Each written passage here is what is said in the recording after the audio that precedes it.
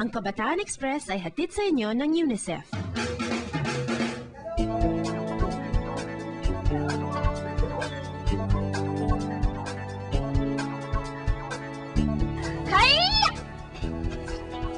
Alam niyo ba ang Yaoyan? Isa itong uri ng martial art na Pinoy raw.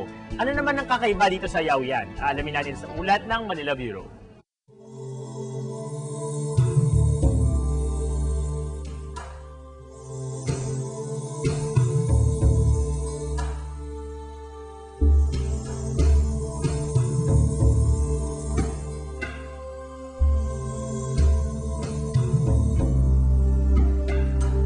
Sayaw ng kamatayan, nakakatakot pakinggan. Pero ang sayaw ng kamatayan o Yaoyan ay hindi isang nakapangingilabot na ritual, kundi isang uri ng martial art. Ang Yaoyan, yan ang una kong ginawa. Yan para sa ating mga Pilipino. Dahil tayo, kita mo ang height mo maliit, di ba? Yung mga kasama mo maliliit din, ako maliit. Kaya ginawa ko ang Yaoyan para sa mga Pilipino, sa height nating mga taga-Asya. Wow! Made in the Philippines pala ang Yaoyan. Pero hindi lang Yaoyan ang kakaiba sa martial art na ito. Ang una, ang Yaoyan, Pilipino. Sa atin ito. Pangalawa, ang Yaoyan ay hindi gumagamit ng lakas sa lakas. Pangatlo, ang Yaoyan kinuha sa Pilipino martial art na arnis. Ang arnis gumagamit ng pamalo. Pero sa Yaoyan, without the rattan stick, pero arnis pa rin. Ang ginagamit natin, braso, lulod. Kaya ang ibang martial art naman pinag-aaralan, mga kata.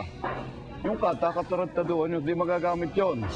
Kahit 50 taon na mag-aaral ka ng kata, hindi ka matututong makipag-away. Walang kata sa Yaoyan. Actual ito. Yan ang kaibahan. Walang paligoy-ligoy, walang magic. Matututo kang makipag-away, matututo kang mag-self-defense.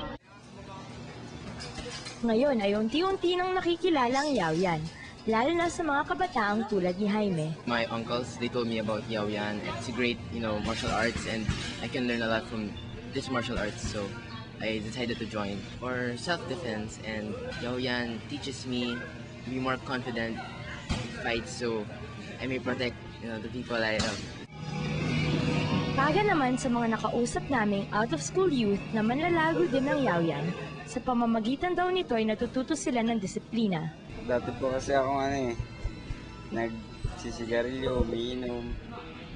Yun, tinanggal yung lahat ng disiplina. Ano ba yung pinagkaiba ng hindi mayaw yan? Palaboy. Pero ngayon, nakatira na sa pinang-tirahan. Mga disiplina po yun. Bawal magpuyat, bawal din ang sobrang pagkain. Yung mga pinagbabawal ni Master, tulad ng mga bulakbol, pag-aaway sa mga kanto. Hindi madali ang pinagdadaanang pagsasanay ng mga Yaoyan practitioners.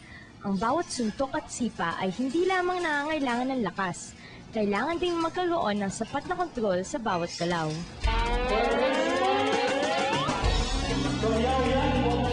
Nasaksihan namin ang galing ng mga manlalago ng Yaoyan sa isang tournament. Hindi naman pwedeng yung galing mo, ipakita mo sa away Sa sports natin ay pinakikita. Itong ardigma, walang talo. Sa dami ng ardigma, dadalo pang natatalo. Mga bata yan. Mga 14, 15, 16 lang. Pero nakakalaban nila, mga matatanda na. Maskulado, mabigat sa kanila. Pero may kakayahan sila na manalo. Dahil sila ay mga disiplinado. Ang nakakalaban nila, hindi makapraktis ng tunay. Bakit? Umiinom, naninigarilyo.